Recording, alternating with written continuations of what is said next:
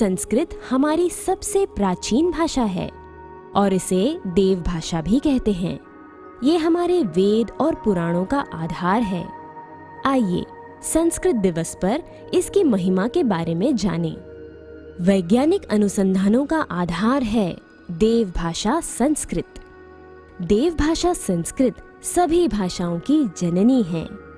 वेद भी इसी भाषा में होने के कारण इसे वैदिक भाषा भी कहते हैं। संस्कृत संस्कृत शब्द का अर्थ होता है परिष्कृत, पूर्ण एवं अलंकृत। संस्कृत में बहुत कम शब्दों में अधिक अर्थ प्रकट कर सकते हैं। इसमें जैसा लिखा जाता है वैसा ही उच्चारण किया जाता है। भाषाविद मानते हैं कि विश्व की सभी भाषाओं की उत्पत्ति का तार कहीं न कहीं संस्कृत भाषा से जुड़ा है। ये सबसे पुरानी और समृद्ध भाषा है। अलग अलग भाषाओं में भी संस्कृत के शब्द पाए जाते हैं। कई शब्द अपभ्रंश के रूप में हैं तो कई ज्यों के त्यों उपयोग किए जाते हैं। संस्कृत भाषा का व्याकरण अत्यंत परिमार्जित और वैज्ञानिक है। संस्कृत की वैज्ञानिकता बड़ी बड़ी वैज्ञानिक खोजों का आधार बनी है। वेंकट रमन, जगदीश चंद्र बसु, आचार्य प्रफुल्ल चंद्र राय, डॉक्टर मेघनाद साहा जैसे विश्वविख्यात विज्ञानी संस्कृत के धुरंधर विद्वान भी थे। इन सब को संस्कृत भाषा से अत्यधिक प्रेम था और वैज्ञानिक खोजों के लिए ये संस्कृत को आधार मानते थे। इनका कहना था कि संस्कृत का हर शब्द वैज्ञानिकों को अनुसंधान के लिए प्रेरित करता है। प्राचीन ऋषि महर्षियों ने विज्ञान में जितनी उन्नति की थी, वर्तमान में उसका कोई मुकाबला नहीं कर सकता। ऋषि महर्षियों का संपूर्ण ज्ञान सार संस्कृत में निहित है। आचार्य राय विज्ञान के लिए संस्कृत की शिक्षा आवश्यक मानते थे। जगदीश चंद्र बसु ने अपने अनुसंधानों के स्रोत संस्कृत में खोजे थे।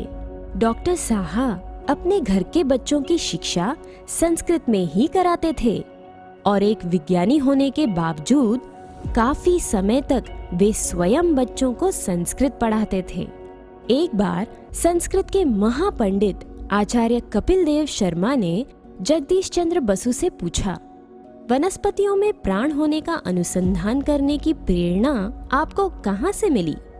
उत्तर देने के बजाय वैज्ञानिक बसु ने कपिल देव शर्मा से ही प्रश्न किया, आप संस्कृत का एक ऐसा शब्द बताइए जिससे बहुत से पेड़ पौधों का बोध हो। आचार्य शर्मा को शस्य श्यामलाम मातरम ध्यान आ गया। उन्होंने कहा, शस्य। शस्य किस धातु से बना है? शस धातु से। शस का अर्थ हत्या करना। तो शस्य का अर्थ क्या हुआ? जिनकी हत्या करना संभव हो। आचार्य शर्मा से बसु महोदय ने मुस्कुराकर कहा, यदि वनस्पतियों में प्राण न होते तो उन्हें हत्या योग्य कहा ही न जाता। संस्कृत के शस्य शब्द ने ही मुझे इस अनुसंधान के लिए प्रेरित किया। उन्होंने ऐसे कई संस्कृत शब्दों के बारे में आचार्य शर्मा को बताया जो उन्हें अनुसंधान में मददरूप साबित हुए। भारतीय वैज्ञानिकों के साथ पाश्चात्य विद्वानों ने भी संस्कृत की समृद्धता को स्वीकारा है। सर विलियम जोन्स ने एशियाटिक सोसाइटी के द्वारा सारे विश्व में ये घोषणा कर दी थी कि संस्कृत एक अद्भुत भाषा है। ये ग्रीक से अधिक पूर्ण है, लैटिन से अधिक समृद्ध और दोनों ही भाषाओं से अधिक परिष्कृत है। वर्तमान समय में संस्कृत भाषा विश्व भर के विज्ञानियों के लिए शोध का विषय बन गई है। यूरोप की सर्वश्रेष्ठ पत्रिका फोर्ब्स द्वारा प्रकाशित एक रिपोर्ट के अनुसार संस्कृत भाषा कंप्यूटर के लिए सबसे उत्तम भाषा है तथा समस्त यूरोपीय भाषाओं की जननी है। आधुनिक विज्ञान सृष्टि के रहस्यों को सुलझाने में बौना पड़ रहा है। अलौकिक शक्तियों से संपन्न मंत्र विज्ञान की महिमा से विज्ञान आज भी अनभिज्ञ है। उड़न तश्तरियां कहाँ से आती हैं और कहाँ गायब हो जाती हैं, इस प्रकार की कई बातें हैं जो आज भी विज्ञान के लिए रहस्य हैं। प्राचीन संस्कृत ग्रंथों से ऐसे कई रहस्यों को सुलझाया जा सकता है। विमान विज्ञान, नौका विज्ञान से संबंधित कई महत्वपूर्ण सिद्धांत हमारे ग्रंथों से प्राप्त हुए हैं। इस प्रकार के और भी अनगिनत सूत्र हमारे ग्रंथों में समाये हुए हैं, जिनसे विज्ञान को अनुसंधान के क्षेत्र में दिशा निर्देश मिल सकते हैं। आज अगर विज्ञान के साथ संस्कृत का समन्वय कर दिया जाए तो अनुसंधान के क्षेत्र में बहुत उन्नति हो सकती है। हिंदू धर्म के प्राचीन महान ग्रंथों के अलावा बौद्ध, जैन आदि धर्मों के अनेक मूल धार्मिक ग्रंथ भी संस्कृत में ही है।